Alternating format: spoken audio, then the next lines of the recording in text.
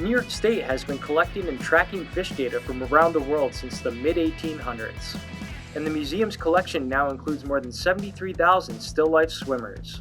In this episode of This Is How We Do It, we meet up with Jeremy Wright to learn how his team collects fish from various bodies of water, analyzes for scientific data, and preserves them for future study.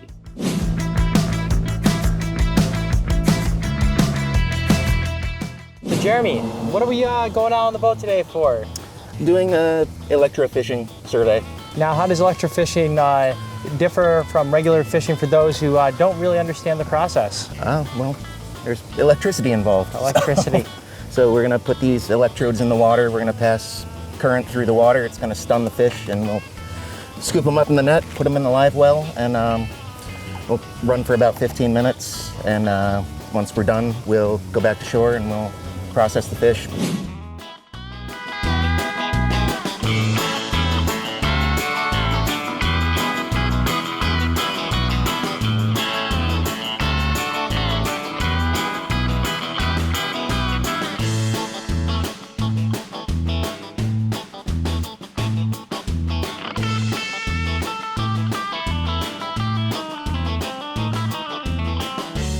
We got a bunch of them in the live well, everything from eel to carp to striped bass and everything in between. So now that we got that done, what are we doing next? Well, so they're processing right now, they're taking length and weight data, and then we'll preserve a couple representatives of each species that we caught, and eventually we'll deposit those in the museum's fish collection.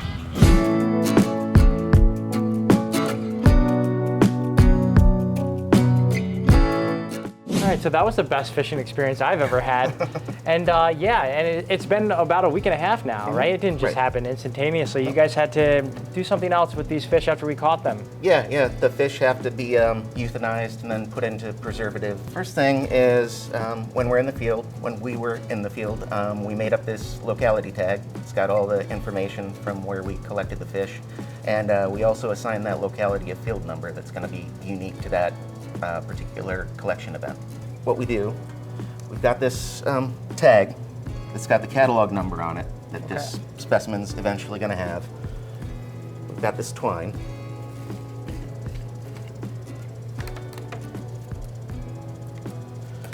What I'm going to try to do is pass this through the gill chamber and out the mouth. Just want to make sure I get a hold of that string so it doesn't pull back out with the forceps.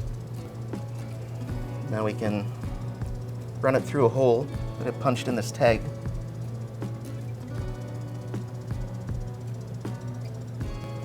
And we're ready to go. Obviously, we've got this measuring board here, so we would also measure this. So we've got that data on the data sheet as well. And then this goes over to the oversized specimen tank. Once this is all done, our collections manager will take those sheets and enter the locality data into our database as well as the specimen information. And then he'll print up a label, and that will go in a plastic bag that's associated with that oversized specimen tank. For New York State, it's just a running historical record of fish occurrences throughout time. So we've got information dating back to the 1800s. And we want to continue that data set so that we can see how things potentially changed or stayed the same through time.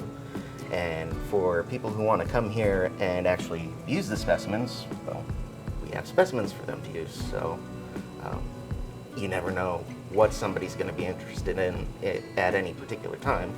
So best to have them just in case.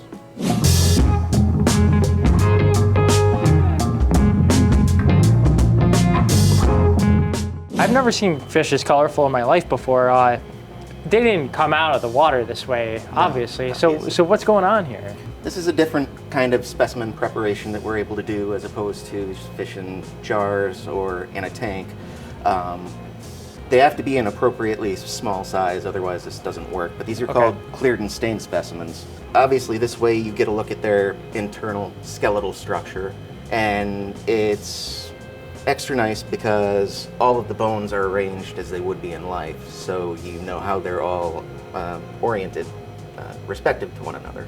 So this really just helps with taking a look and analyzing the physical attributes of these small fish. Yes, and then if you want to compare different species, you can do that. It also works on any small vertebrate. So if you want to compare between different groups, like the different types of forelimb between, say, a chicken, a frog, things like that, you can do that and look at different scales of evolution.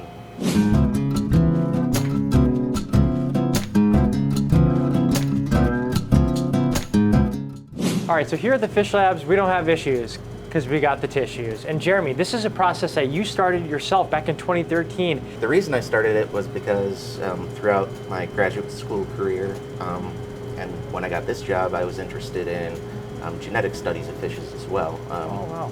Molecular phylogenetics, seeing what the DNA sequences can tell us about how different fish species are related or different from one another.